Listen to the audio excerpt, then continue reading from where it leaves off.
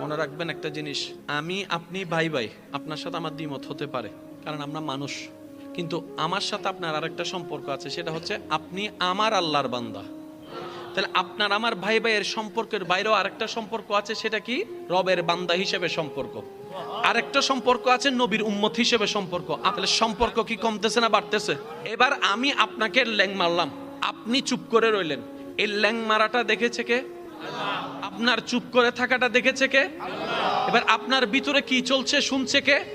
এবার আপনার ভিতরে এসে শয়তান এসে বলছে, তোর কি শক্তি কম আছে, ল্যাং তুই একটা মেরে দে না। তোর কি ক্ষমতা কম আছে, ধাক্কা একটা তুই মেরে দে না। আরে তুই যদি চুপ করে বসে থাকিস, সবাই তো তোকে দুর্বল ভাববে, সবাই তো তোকে অক্ষম ভাববে, সবাই তো তোকে পরাজিত ভাববে। আরে চুপ করে বসে আসিস কেন? আর আপনি কি করলেন? ওই শয়তানের রাগটাকে কন্ট্রোল করার জন্য আপনি বললেন, আলহামদুলিল্লাহ, আমি আমার আল্লাহর দিকে তাকাই, আমার আল্লাহর বান্দাকে মাফ করে দিলাম। সুবহানাল্লাহ। এই যে